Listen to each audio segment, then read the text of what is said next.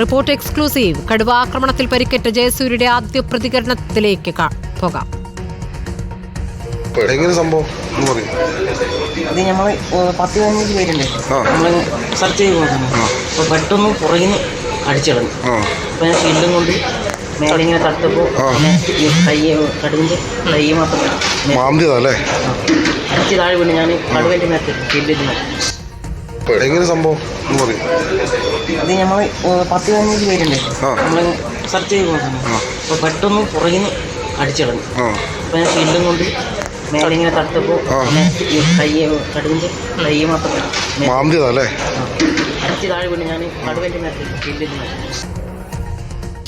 ജയസൂര്യയുടെ ആദ്യ പ്രതികരണമാണ് അപ്പോൾ പ്രേക്ഷകർ കാണുന്നത്. പരിക്ക് ഗുരുതരമല്ല എന്ന ദൃശ്യങ്ങളിൽ നിന്ന് തന്നെ വ്യക്തമാണ്.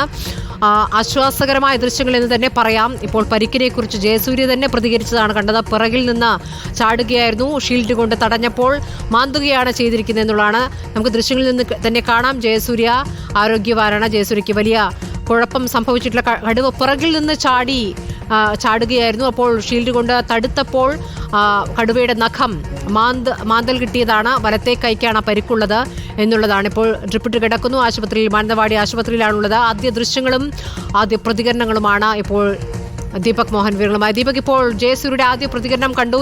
ജയസൂര്യയ്ക്ക് ഒരു കുഴപ്പവുമില്ല എന്ന ദൃശ്യങ്ങളിൽ നിന്ന് വ്യക്തമാണ്. ആശ്വാസകരമാണ് ആ കാര്യം. കടുവയെ ഏത് ഭാഗത്ത് വെച്ച് ഇവിടെ വെച്ചാണ് കണ്ടത്? എങ്ങനെയായിരുന്നു ആക്രമണം? സ്മൃതി, ഏറ്റവും ആശ്വാസമുള്ള ഒരു വാർത്തയാണ്. ജയസൂര്യക്ക് വലിയ പരിക്കുകളില്ല, സാരമായ ചെറിയ പരിക്ക് മാത്രമേ ഉള്ളൂ. വലതു കൈത്തണ്ടയിൽ ഈ ഭാഗത്തായി ചെറിയ ഒരു കടുവ ചാടി ആക്രമിച്ച സമയത്ത് കടുവയുടെ നഖം തട്ടിയതെന്നാണ് ജയസൂര്യ നമ്മളോട് പറഞ്ഞത്. ഈ 10ഓളം ആളുകൾ ഈ മേഖലയിൽ RRTയുടെ അംഗങ്ങൾ തിരച്ചിലുമായി പോയ സമയത്താണ് ജയസൂര്യയുടെ പുറകിൽ നിന്ന് കടുവ ചാടി ആക്രമിക്കുകയായിരുന്നു. ചാടി പുറകിൽ നിന്ന് അടിച്ചു. ആ അടിയിൽ കടുവയുടെ ചാടി അടിച്ച സമയത്ത് ജയസൂര്യ ഷീൽഡ് കൊണ്ട് പ്രതിരോധിച്ചു. പക്ഷേ ജയസൂര്യ നിലത്ത് വീണ സമയത്ത് ഷീൽഡും ഒപ്പമുണ്ടായിരുന്നു. അതിൻ്റെ മുകളിലേക്ക് കടുവ ചാടി. ആ സമയത്ത് കൂടെ ഉണ്ടായിരുന്ന ആളുകൾ ബഹളം വെച്ചു. അതിനിടയിൽ ഒരു വനപാലകൻ RRT അംഗം വെടിയുതിർത്തു. തുടർന്നാണ് കടുവ അവിടെ നിന്ന് പിന്മാറി മറ്റൊരിടത്തേക്ക് പോയത്. വലിയ ഭാഗ്യം കൊണ്ടാണ് ഈ RRT ജീവനക്കാരന് വലിയ അപകടത്തിൽ നിന്ന് ഒഴിവായത്. ഏതായാലും ജയസൂര്യയുടെ പ്രതികരണം വന്നിരിക്കുന്നു. നിലവിൽ ഇപ്പോൾ മാനന്തവാടി മെഡിക്കൽ കോളേജ് ആശുപത്രിയിൽ ജയസൂര്യ പ്രവേശിപ്പിച്ചിട്ടുണ്ട്. പരിക്ക് സാരമുള്ളതല്ല. പക്ഷേ ഈ കടുവയുടെ ആക്രമണത്തിൽ വല്ലാതെ ഭയന്നുപോയ ജയസൂര്യയ്ക്ക് ഇപ്പോൾ ഡ്രിപ്പ് ഇട്ടിട്ടുണ്ട്. ഒപ്പം പരുക്ക് ചികിത്സ ഡോക്ടർമാർ നൽകിക്കൊണ്ടിരിക്കുകയാണ്. നിലവിൽ ഇപ്പോൾ മാനന്തവാടി മെഡിക്കൽ കോളേജിൽ മന്ത്രി OR കേളു ജയസൂര്യയെ സന്ദർശിച്ചു. ഒപ്പം പോലീസ് ഇവിടെയുണ്ട്.